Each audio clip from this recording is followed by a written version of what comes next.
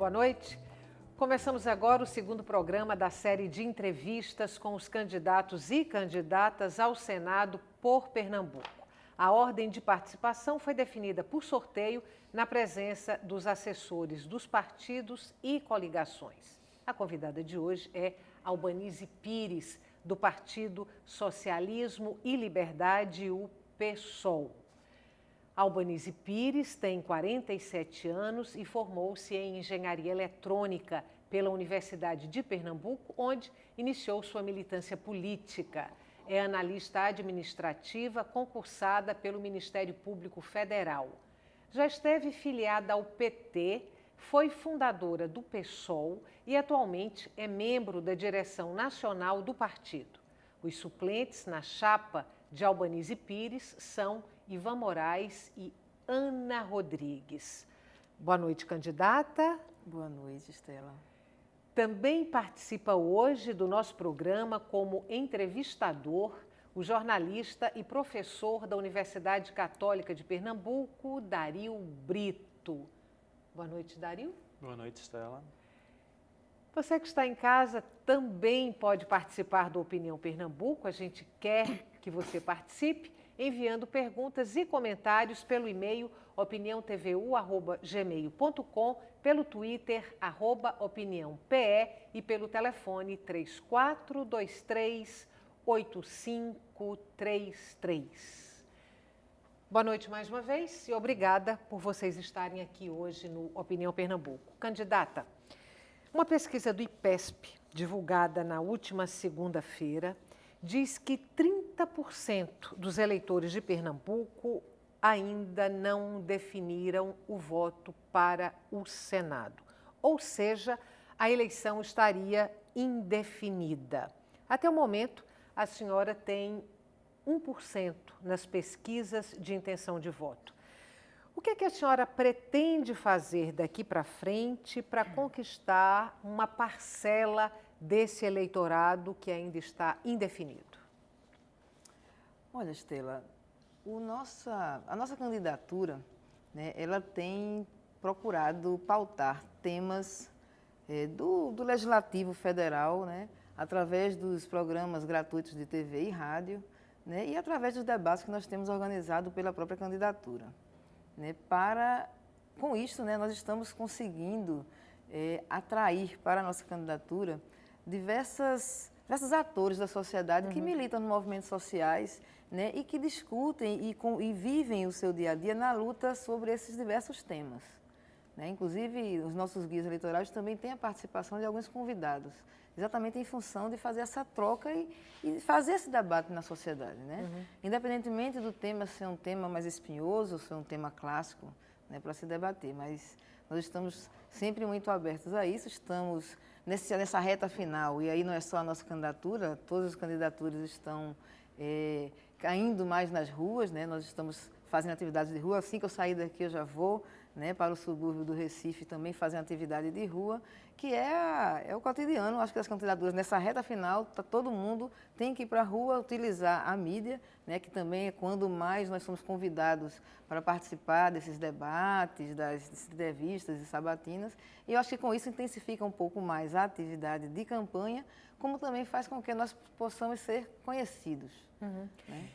Os dois, licença, Dario, só um pouquinho. Os dois candidatos ao Senado que lideram as pesquisas de intenção de voto, o candidato do PSB e o candidato do PT, têm candidaturas nacionais, ou seja, candidaturas à presidência da República, trabalhando em função de puxar votos. O candidato do PSB tem Marina Silva e o candidato do PT, além da presidenta Dilma, tem o ex-presidente Luiz Inácio Lula da Silva, tentando puxar votos para eles. A candidata a presidente da República pelo PSOL, Luciana Genro, também não ultrapassa a casa do 1% nas pesquisas de intenção de voto. A senhora não estaria aí em desvantagem, considerando que a candidata a presidente do PSOL não conseguiria alavancar votos para a senhora? Olha, Estela, a desvantagem, ela não está exatamente na questão da candidatura majoritária nacional puxar voto ou não, ou querer puxar voto. Está na desigualdade que existe dentro do processo eleitoral, né? A começar pela questão do financiamento das campanhas, né? Você tem uma diferença enorme, né, nos orçamentos e nos valores que são gastos nas campanhas. Você tem campanhas milionárias, né, onde tem também o horário, né, o horário gratuito de TV também bem muito mais tempo, completamente desigual, desproporcional a outras candidaturas. Isso, na verdade, é o que faz com que gere esta diferença, é a visibilidade, né, porque aí não é só o fato da Luciana ter apenas 1%. Por que ela tem apenas 1%? Né? Porque Luciana tem também menos de 1 minuto nos programas, né, gratuitos. A nossa candidatura só tem 43 segundos. Aí, se você compara com outras candidaturas que têm 5, 7, 10 minutos de propaganda, afora aqueles horários que passam no comercial, né, que é o que nós chamamos de inserções, a nossa candidatura tem o quê? 4 programas a 5 por semana, aparições. Outros têm dezenas. Então, é óbvio que eles são mais, chegam mais facilmente ao eleitor do que nós. Além de que eles têm muito mais recurso financeiro, que dá volume de campanha, né? Nós também não queremos esse financiamento que eles têm, né? Um financiamento que prejudica o mandato após a eleição, né? E aí isso passa por uma reforma política, a necessidade de uma reforma política, né? Que ela é premente, né? Porque nós precisamos, especialmente logo no início, acabar com esse financiamento privado de campanha por empresas, por pessoas jurídicas, né? As grandes empresas.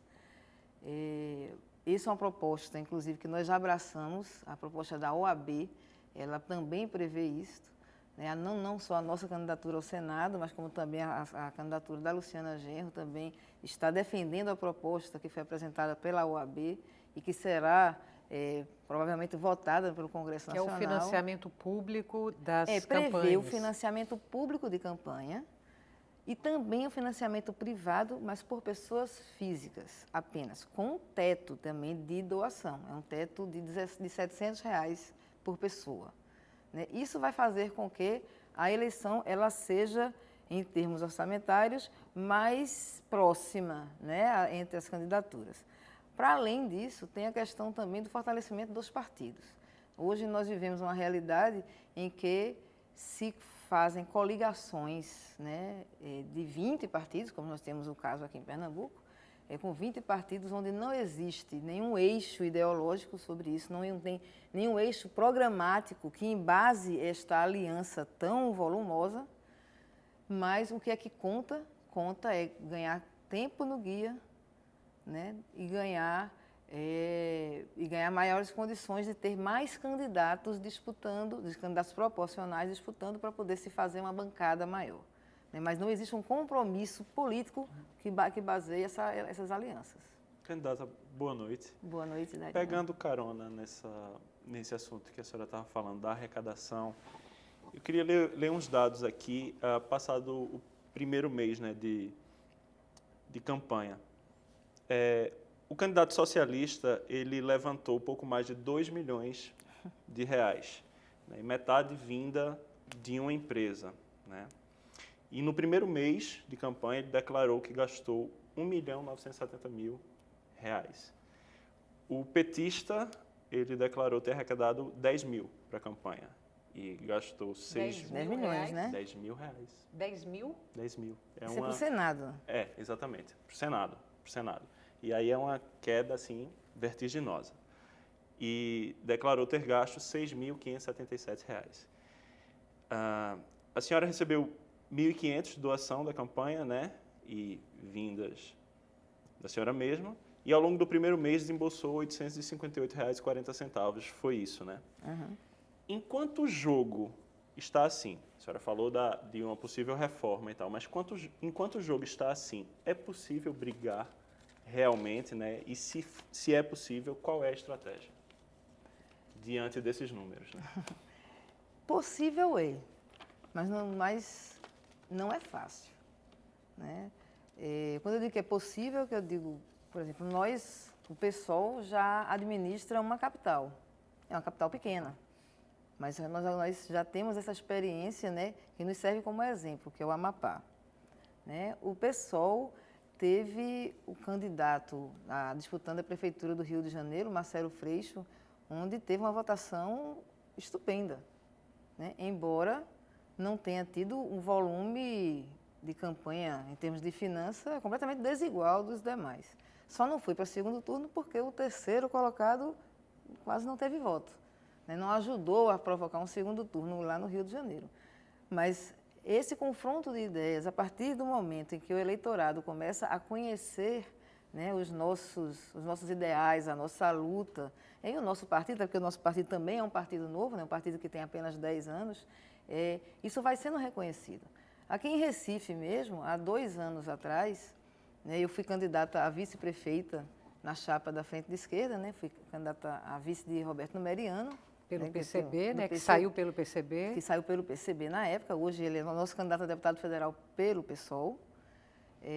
Mas há 2 anos, o nosso candidato a vereador, Edilson Silva, foi o terceiro mais votado, numa eleição onde tinha quase 900 candidatos a vereador.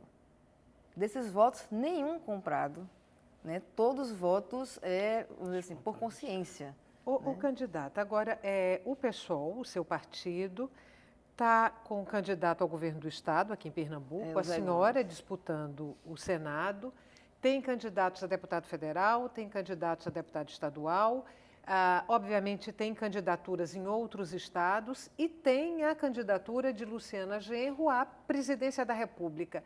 De onde vem o dinheiro do PSOL para financiar todas essas campanhas, todas essas candidaturas? Olha, no nosso caso, por exemplo, aqui em Pernambuco, é muito de doação nossas, dos militantes, dos simpatizantes. Todas as doações que nós recebemos até agora são de simpatizantes, né? Além do nosso próprio recurso. E a nível nacional, eu acho que é muito por aí, entendeu? Tem também a questão do fundo partidário. Em Pernambuco, nós não temos o fundo partidário, mas outros estados têm, o PSOL Nacional tem fundo partidário. Então, tem esses poucos recursos, né, que acabam ajudando. Mas é verdade que ainda é muito pouco, tanto é que as campanhas têm um volume muito pequeno. A própria Luciana Genro não tem condições de viajar o Brasil inteiro porque isso tem um custo, né? Mas ela estará aqui na semana que vem, dia 24, Luciana Genro estará aqui em Recife, passará o dia inteiro com atividades conosco, mas vai ser a única visita dela a Pernambuco. Se você comparar com outras candidaturas que fazem visitas constantes, né? Visitam não só o Estado, mas regiões do Estado, né? A Luciana vem só para Recife. Mas essa desigualdade do processo eleitoral é que provoca esta distorção também de resultados. Mas mesmo com essas regras do jogo, nós estamos jogando com muita força, com muita vontade, né? E eu tenho certeza que nesta eleição nós teremos um êxito eleitoral, né? Não só político. Eu acho que nós demos um salto de qualidade político com esta eleição de 2014, né? Especialmente porque nós lançamos duas figuras na chapa majoritária, que sou eu e o Zé Gomes, que éramos até então desconhecidos do grande público, né? E estamos pautando, né, esta eleição de forma muito honesta, muito séria, com propostas que está sendo muito bem recebido pela população, que nós conseguimos atingir, e nós sairemos com um salto de qualidade muito grande, porque sairemos com mais 2 figuras públicas, né? Até então, nós só tínhamos uma figura pública, que era o Edilson Silva. E, além desse salto qualitativo, daremos também um salto quantitativo, porque eu tenho certeza que, nesta eleição, nós vamos conseguir eleger o Edilson Silva deputado estadual. Não é fácil, teremos que vencer mais uma vez, né, o coeficiente eleitoral, que para deputado estadual hoje fica em torno de 100 mil votos, né, para toda a coligação, mas como também conseguimos construir uma chapa que tem 66 candidatos a deputado estadual distribuído pelo estado de Pernambuco, isso vai facilitar. Mas também é importante que o eleitor compreenda o que significa o coeficiente eleitoral. Na eleição de 2012, as pessoas não acreditavam quando nós dizíamos, olha, Dilson pode ser o mais bem votado e não ser eleito. E as pessoas diziam, não, isso não é possível.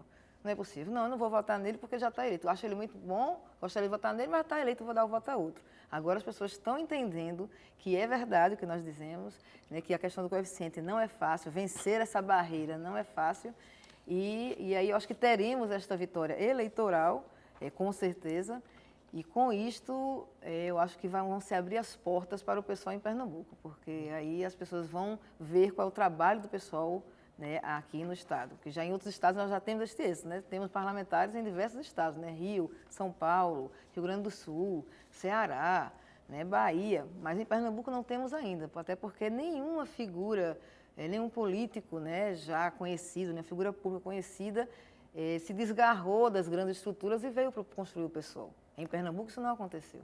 Dario, a última pergunta do bloco é sua. Candidata, a senhora vem falando aí de propostas de reforma, né, reforma política e eleitoral, e de todas essas injustiças, né, que partidos pequenos acabam sofrendo, e aí eu queria radicalizar um pouquinho, só perguntando uma coisa. A senhora é a favor de divulgação de pesquisas de intenção de voto nesse cenário aqui que a gente está vivendo com esse tipo de eleitor que a gente tem? As pesquisas, elas atrapalham? Eu não vou negar que as pesquisas, elas induzem, né? Mesmo que ela não seja manipulada, ela acaba induzindo, né? O voto do já ganhou, né?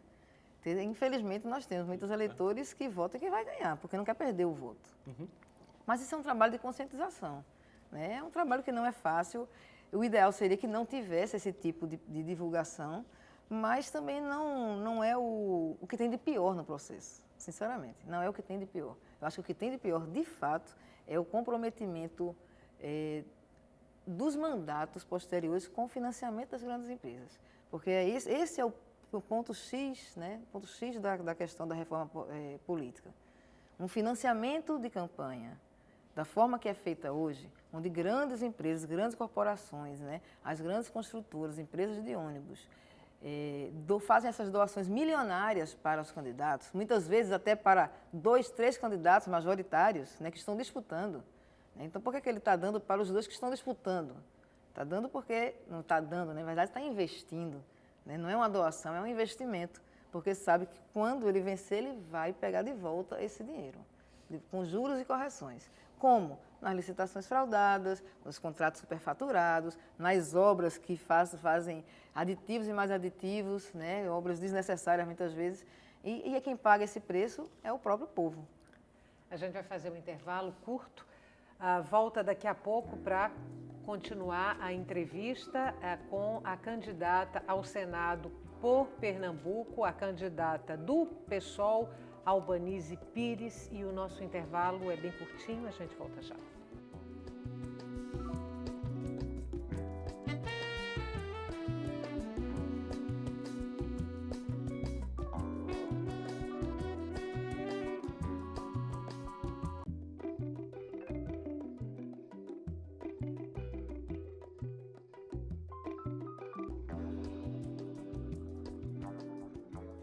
Estamos de volta com Opinião Pernambuco. A entrevistada de hoje do nosso programa é a candidata ao Senado pelo PSOL, Albanise Pires. Participa como entrevistado o jornalista e professor da Universidade Católica de Pernambuco, Dario Brito. Lembramos que você também pode participar do programa enviando perguntas e comentários para o e-mail opiniãotvu@gmail.com, para o Twitter @opiniãope e pelo telefone 3423-8533.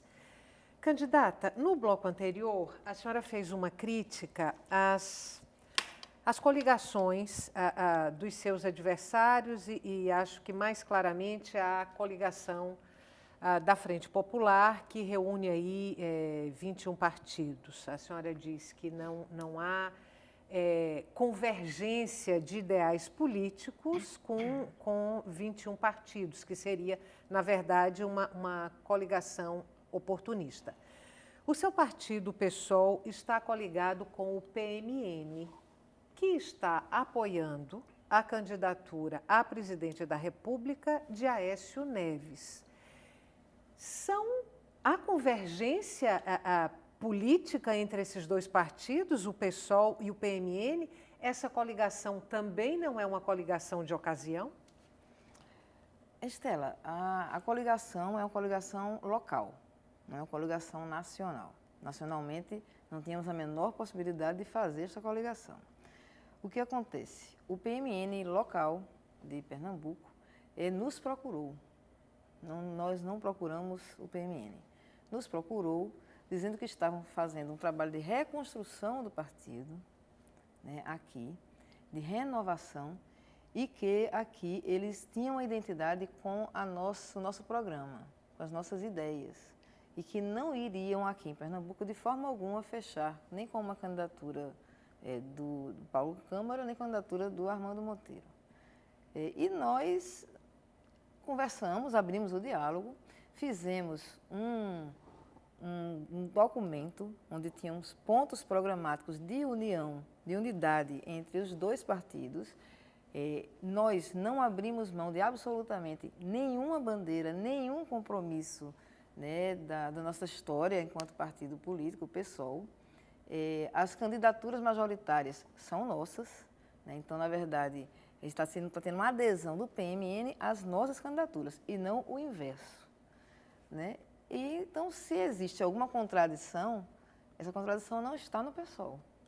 Porque nós mantemos a mesma linha, nós temos candidatura nacional, candidaturas a todos os cargos aqui, e o PMN local está nos apoiando, né? Votará as nossas candidaturas, então eu não vejo problema com isso, não é uma contradição e nem é oportunismo, porque nós não mudamos nenhuma vírgula para poder compor, né, com o PMN. Absolutamente não. Nós mantivemos a nossa linha reta e eles é que aderiram ao nosso programa. Em 2012, a senhora falou aqui, saiu candidata a vice-prefeita na chapa de Numeriano, que na ocasião se lançou pelo Partido Comunista Brasileiro, PCB, um partido de esquerda. O que inviabilizou agora, nessa eleição de 2014, uma coligação do PSOL com esses partidos que têm um perfil mais de esquerda, o PSTU, por exemplo, o próprio PCB? O que aconteceu?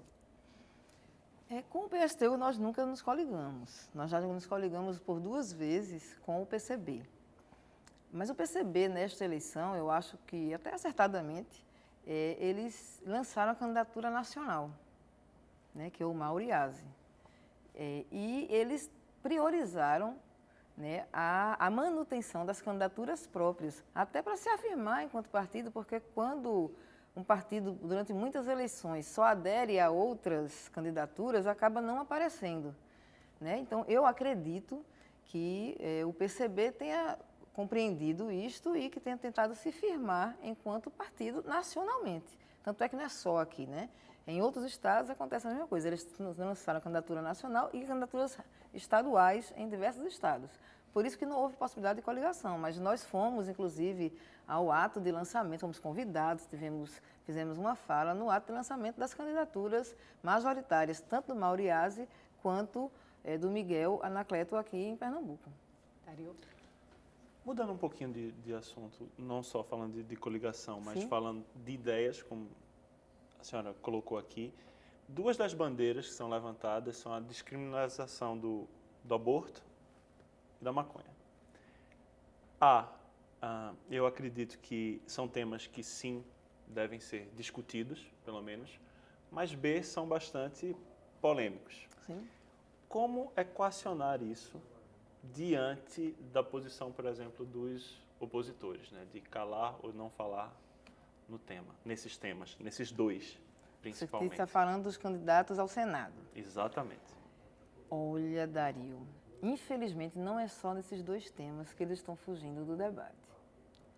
Se você observar as propagandas das 2 maiores candidaturas, você vai observar que não tem absolutamente nenhuma proposta que seja de uma pauta do Legislativo Nacional, né?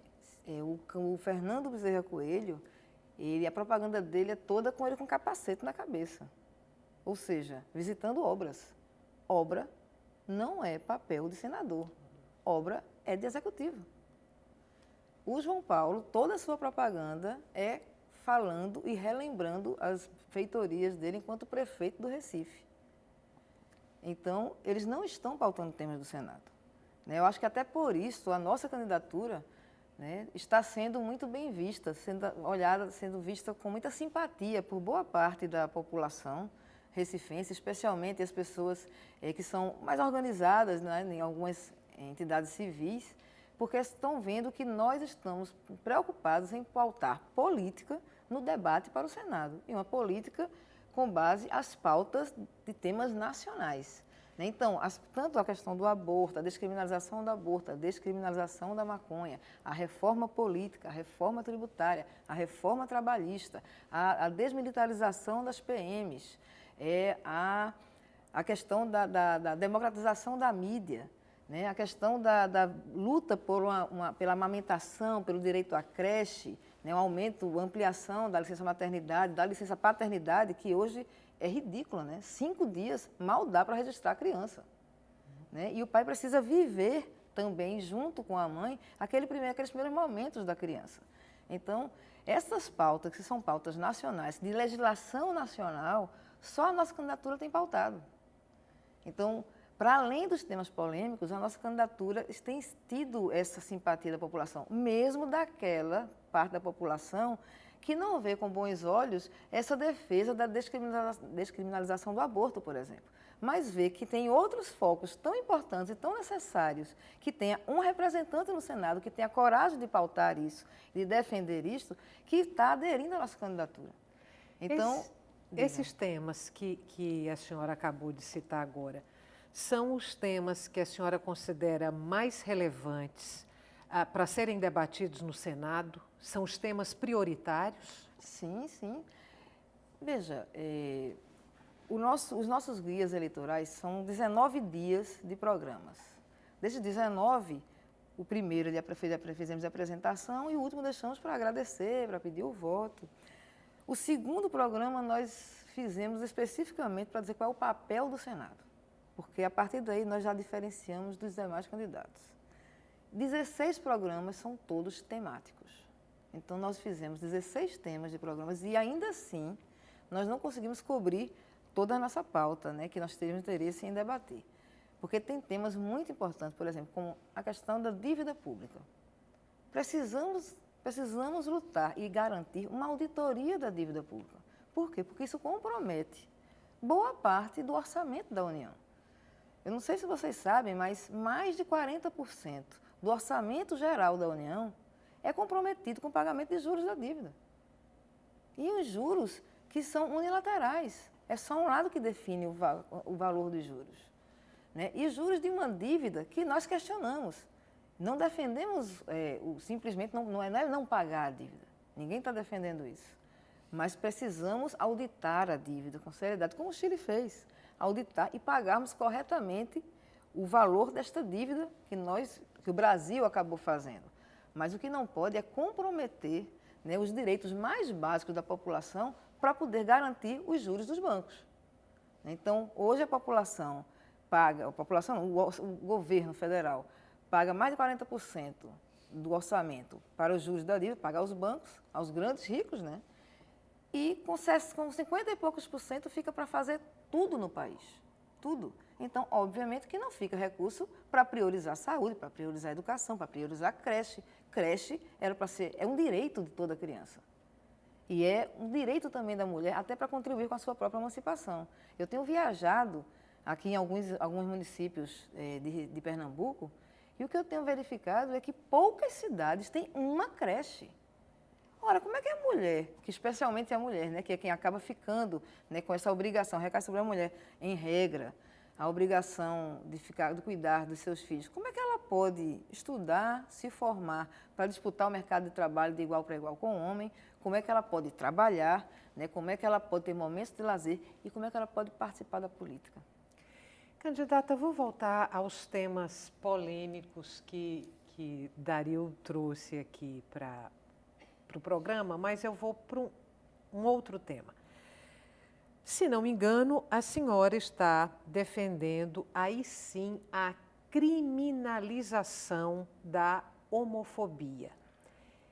Essa é uma bandeira sua ou é uma bandeira do seu partido? É uma bandeira, eu não vou dizer que é do partido, porque isso não foi aprovado, né, no Congresso do partido, e nem está no programa do partido. Mas eu não lembro, sinceramente, de nenhuma candidatura do PSOL que não levante essa bandeira. Eu acho que é quase que como automático isso. Nós defendemos a criminalização, sim, da homofobia, da lesbofobia, da transfobia, porque este nível de cultura preconceituosa que existe faz com que muitas pessoas sofram bastante. A discriminação é algo que mata. Ela mata tanto fisicamente quanto ela mata psicologicamente as pessoas, né?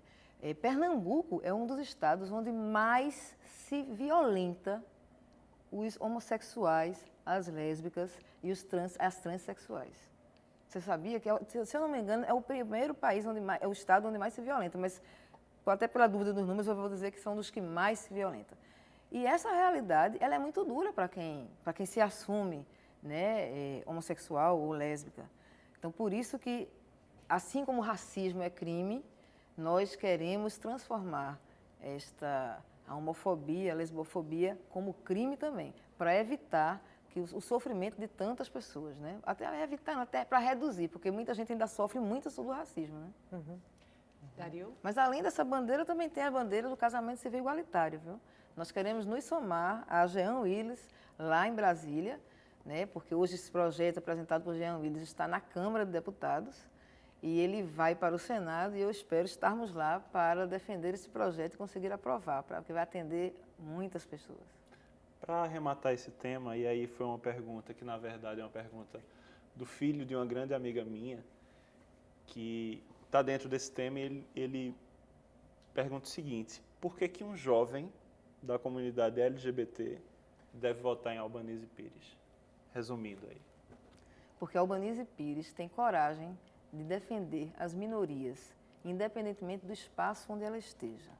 Tem muitos candidatos que vão para a Parada da Diversidade, que vão para dentro da Boate Metrópole defender as bandeiras LGBT, mas quando vai para um debate público, quando vai para dentro de outros espaços, se cala, se omite. E aí, por isso que, normalmente, muitas pessoas, muitos jovens que são gays, que são lésbicas, estão apoiando a nossa candidatura mesmo, porque sabe que nós não nos acovardamos diante de nenhuma pressão, absolutamente nenhuma. Venha do poder econômico, venha da sociedade mais conservadora, mais fundamentalista, dialogamos com todos, porque queremos uma sociedade respeitosa, né, para todos. Então, essa é uma das bandeiras que nós levantamos e por isso que a nossa candidatura tem sido respeitada em diversos setores da sociedade. O candidato ao governo do Estado, do seu partido, Zé Gomes, e a senhora também, vem falando em aumentar a participação popular na política. De que maneira, candidata? Existem diversos mecanismos de participação popular. A própria Constituição ela já prevê mecanismos como plebiscito, como referendo, né? A população acaba acreditando que só pode participar da política de 2 em 2 anos quando vai depositar o seu voto. Mas isso não é verdade. A população ela pode participar ativamente da política todos os dias, né? Porque existem as conferências setoriais, as que deveriam ser estimuladas por um governo que seja democrático.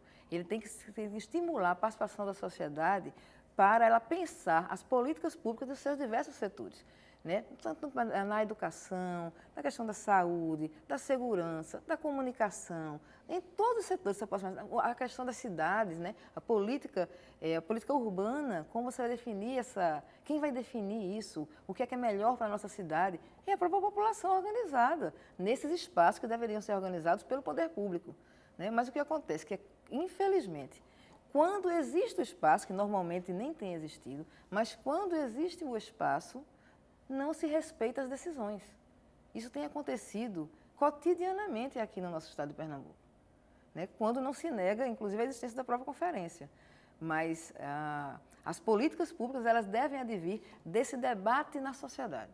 Né? O próprio orçamento participativo, ele é algo revolucionário, contanto que ele não também sirva de cooptação de lideranças, como estava acontecendo nos últimos momentos das gestões petistas, né? Que aí não adiantava, porque a população não se via representada ali. Então, essa mobilização popular é o modelo que nós temos praticado lá no Amapá, na nossa única capital em que governamos. Com o nosso prefeito lá, o Clécio Luiz, ele conseguiu fazer com que a cidade inteira se movimentasse em torno do debate das metas que a cidade vai eleger, né, para definir o plano plurianual, para definir o orçamento do município, né, quais são as prioridades. Né. O nosso prefeito lá, ele vai para uma assembleia de professores que está em greve, com o orçamento do município aberto para discutir com os professores. Vamos lá ver de onde é que a gente vai tirar, porque é importante garantir um reajuste para o professor, mas vamos ver de onde é que a gente vai tirar, vamos discutir coletivamente. Não é uma decisão unilateral de um gestor.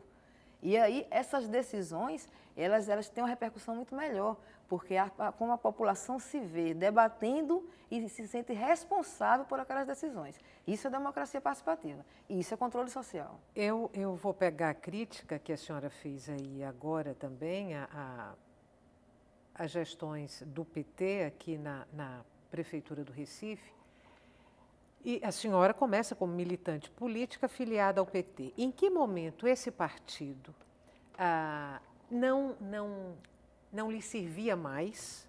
Em que momento a senhora deixou de caber dentro do Partido dos Trabalhadores? E quão à esquerda do PT está hoje o partido que a senhora representa, que é o PSOL? Eu não entendi essa última pergunta. Quão à esquerda o PSOL quanto às está em relação ao PT? Olha, nós saímos do PT e eu não saí sozinha. Né? Na época que eu saí do PT, eu organizei uma desfiliação coletiva, porque existia uma insatisfação já grande com os rumos das gestões petistas, o modo petista de governar. Né? Nós não aceitávamos aquele modelo, mas especialmente após a vitória de Lula para presidente. Né? Assim que Lula assumiu o governo, ele colocou em prática, né, políticas que não combinavam com o que já se tinha pregado. Por exemplo, que aí é quando eu digo que as coligações comprometeram.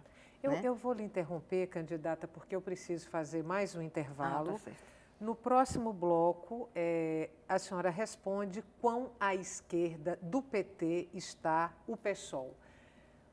Mais um intervalo curtinho, a gente volta daqui a pouco para continuar essa entrevista com a candidata do PSOL ao Senado, a candidata do PSOL de Pernambuco ao Senado. Nosso intervalo é curto e você ainda pode participar por e-mail, pelo Twitter e pelo telefone.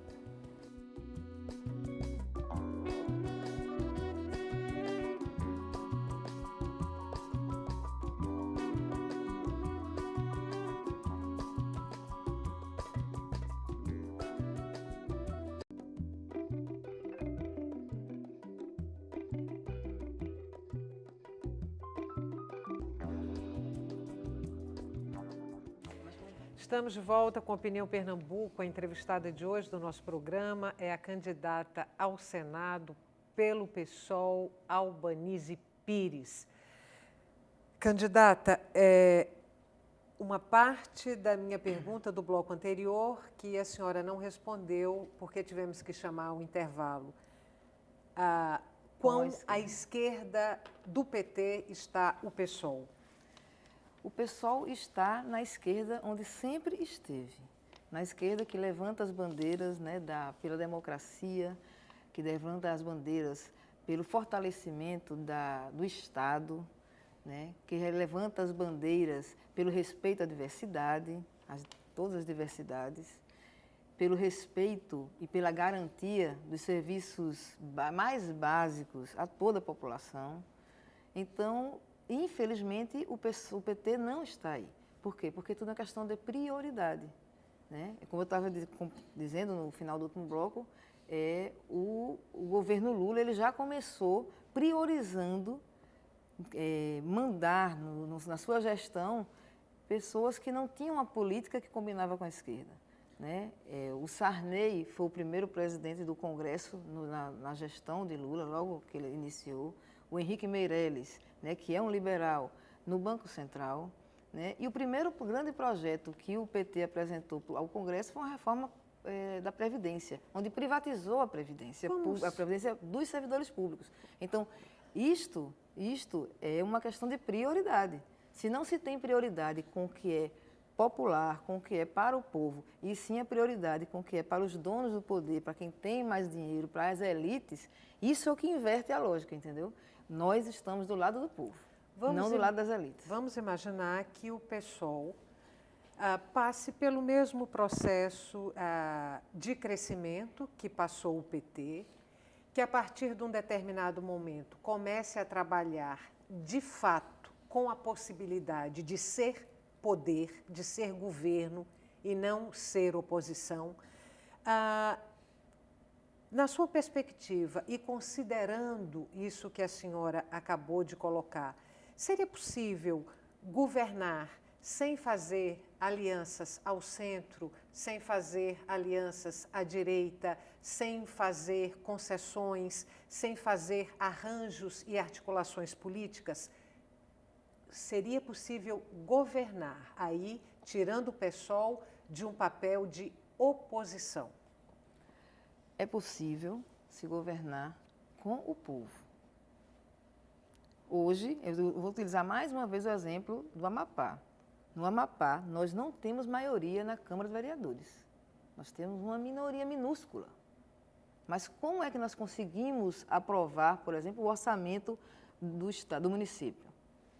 Porque como o orçamento nasceu no debate da população mobilizada, não foi o prefeito que levou o orçamento para a Câmara, foi o prefeito junto com os 700 delegados. Qual é o vereador que vai votar contra isso? Então, por isso que a participação popular é tão importante na nossa visão, né? Porque aí vai independer desses acordos que possam ter ou vir a ter entre o Executivo e o Legislativo. Porque tem tanto de um lado quanto do outro. A iniciativa não é só de um lado, é dos dois, infelizmente. Esse tipo de política ele tem que se acabar, né? E uma outra coisa, o PSOL precisa organizar, e eu acho que é isso que nós estamos fazendo, nós estamos organizando uma oposição responsável, né? Para mobilizar e conseguir fazer com que se paute, né, nos espaços de poder as políticas com democracia e controle social. Então, se nós conseguirmos organizar minimamente uma oposição, nós conseguimos também avançar e conseguir crescer para assim ganhar eleições majoritárias. Não é uma coisa tão rápida, não é uma coisa de alguns anos, mas eu acho que essa construção nós estamos tendo. E uma outra coisa que eu queria dizer, nós do PSOL, em regra, né, na nossa maioria, já fomos testados. Quase todos os militantes do PSOL vieram do PT e saíram do PT pós-poder, pós-vitória de Lula. Então, se nós quiséssemos nos vender, nós estávamos lá, com a secretaria, com o ministério, com a diretoria, e nós já fomos testados e nós recusamos a isso. Então, nós somos testados. O PSOL não precisa mais mostrar que se chegar ao poder vai precisar fazer essa aliança. Nós nos recusamos a fazer esse tipo de política porque nós não aceitamos isso. Vou pedir licença para voltar de novo aos temas polêmicos. A gente tem observado aí um debate, no mínimo, delicado com relação à redução da maioridade penal. Então, como é que a candidata pensa a respeito disso e pensa com relação também aos seus opositores no Senado? Se eles têm se pronunciado a respeito disso. Olha, Dario, infelizmente, os nossos opositores, eles têm corrido muito do debate, né?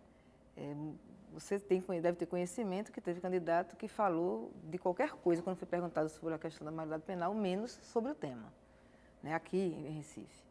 Mas nós enfrentamos esse debate. A questão da maioridade, da redução da maioridade penal, nós somos contrários à redução. E por quê? Porque isso apenas vai penalizar ainda mais os nossos jovens e as nossas crianças mais empobrecidas. O Brasil é o 4º país do mundo onde mais se violenta crianças e jovens. O Brasil é o 4º país do mundo onde mais se encarcera. Dos encarcerados, 56% são os jovens entre 18 e 29 anos. E a maior parte desses jovens são negros. Então, na verdade, já se pune bastante a nossa juventude. Já se pune bastante. Não é isso que precisa. Nós precisamos dar condições para que o jovem não viva a violência como cotidiano da vida dele, né, como fazendo parte de toda a sua trajetória, porque os jovens, nossos jovens mais pobres, eles são violentados fisicamente pela polícia e são violentados pelo Estado diariamente quando lhe tiram os direitos mais básicos. Quando ele não tem educação, quando ele não tem saúde pública, quando ele não tem segurança, quando ele não tem lazer. Então, quando ele não tem os direitos mais básicos, ele está sendo violentado cotidianamente. E quem recebe violência, quem aprende a sempre viver recebendo violência, acaba também respondendo com violência. É natural. E os nossos presídios, eles não fazem um trabalho nem de formação e nem de ressocialização. Então, para que prender mais? Nós já somos o 4º país onde mais se prende. Para que prender mais? Não está se resolvendo nem diminuindo a violência. Então, o que se precisa fazer é dar condições aos jovens deles se formarem, deles se educarem. Eles têm que ter a garantia dos seus direitos para poder nós diminuirmos a violência. A violência só vai diminuir com a educação, com saúde, com lazer, com cultura. Senão, nós não vamos diminuir a violência. Não é prendendo que se resolve. Candidata, Luiz Maia, do Rosarinho, mandou uma pergunta por telefone e ele quer saber da senhora até que ponto a sua candidatura tem a perspectiva de um ganho eleitoral. Se a senhora de fato acredita que pode se tornar senadora por Pernambuco ou se a sua candidatura é apenas um jogo para iluminar o partido, dar visibilidade ao partido, mas sem nenhuma perspectiva de vitória. Como é o nome dele? Luiz Maia. Luiz Maia. A nossa candidatura é de verdade. Primeiro, porque nós estamos pautando política no debate eleitoral. Segundo, porque, como a própria Estela falou no início da entrevista, 30% dos eleitores de Pernambuco ainda não definiram o seu voto para o Senado. Embora conheçam Fernando Bezerra Coelho e conheçam João Paulo. São figuras públicas há muitos anos aqui no Estado. E eles não fizeram a opção ainda por essas candidaturas, mas não conhecem as nossas candidaturas. A nossa candidatura está sendo mais apresentada à população agora, porque a própria mídia está começando a dar visibilidade. Nesta reta final é que nós estamos conseguindo ter visibilidade. Então, tem muita gente chegando no comitê para pegar material, para ajudar. Muita gente na nossa fanpage, né, na nossa própria página particular, nas redes sociais, procurando nos ajudar. Então, o que é que eu peço? Ajudem-nos compartilhando, ajudem-nos contribuindo financeiramente, ajudem-nos convencendo e conversando com as pessoas que você conhece, no seu ciclo de amizades, na sua família, no seu ambiente de trabalho. Converse com todo mundo e diga, olha, tem uma candidata ao Senado que quer ser senadora por Pernambuco. Ela não quer ser prefeita do Recife daqui a 2 anos, como João Paulo quer não, que está usando essa eleição como trampolim para a prefeitura de 2016. É albanista, quer ser senadora por Pernambuco e tem plenas condições tanto de fazer esse debate lá no Senado Federal, como ganhar a eleição, porque os eleitores de Pernambuco ainda não definiram o seu senador e tem condições de agora decidir uma senadora que é de luta, que é coerente e que é séria em tudo que faz. Eu não tenho absolutamente nenhuma modéstia em dizer isso, porque a minha própria trajetória política, ela mostra isso. Eu sou militante há 30 anos. Mas só agora eu venho apresentar a minha cara nas eleições. Por quê? Porque eu sempre quis só fazer política por honestidade, eu não queria aparecer. até que a própria conjuntura política, colocou no meu colo essa condição e eu não pude me recusar. Por isso que eu estou fazendo com tanta seriedade esta eleição, estou fazendo esse debate dessa forma, porque eu acredito que é possível nós vencermos essa eleição. E eu tenho certeza que você voltando 500, você convencendo outras pessoas a votarem 500, nada será como antes. Candidata, além da sua candidatura ao Senado, o PSTU também tem uma candidatura feminina ao Senado. Na sua chapa, a segunda suplência é uma mulher. Nós temos 3 mulheres disputando a presidência da República. Que voz feminina é essa agora na política brasileira? É muito bom, né? É muito bom que nós tenhamos essa possibilidade de ter mais mulheres participando da política. Porque não que só a mulher que vá defender as políticas para as mulheres, mas nós defendemos com muito mais segurança e de uma forma mais completa, porque nós vivemos isto, né? Então, o fato de termos hoje 3 candidaturas majoritárias nacionais, né, e as 3 vindo de partidos que não são do espectro mais liberal, isso tem uma simbologia. Ou seja, a esquerda, ou pelo menos quem veio do berço da esquerda, embora hoje não se apresente mais como esquerda, ela sempre estimulou a participação das mulheres, porque sabe da importância que é isso, né? A formação de mulheres na política. Esse é um mérito da esquerda socialista, eu não tenho nenhuma dúvida. Não é à toa que, no nosso caso, o PSOL, nós temos a candidata a presidente é mulher, a vice-candidata a prefeita ao governo do Estado é mulher, a candidatura ao Senado é de mulher e temos uma suplente mulher. E foi o único partido também que, no início da inscrição das candidaturas, cumpriu a legislação que obriga ter 30% de candidaturas do sexo menos representativo, que na prática acaba sendo, em regra, o de mulher, representação feminina. E no PSOL foi o único que tinha conseguido inscrever os 30% das candidaturas. É uma prioridade, realmente, nossa. Eu vou trazer agora a pergunta de João Lima. Ele mandou essa pergunta por Twitter, que, de certa forma, vai ao encontro da pergunta de Luiz Maia. Ele quer saber, e a senhora também falou um pouco sobre isso no início do programa, mas ele quer saber quais as estratégias e qual é a chance da senhora vencer uma eleição tão difícil em desigualdade de condições. É com as ideias, é com o convencimento, né? E é contando com a ajuda das pessoas conscientes que veem na nossa candidatura a possibilidade de ter uma vitória política e não só eleitoral nesta eleição.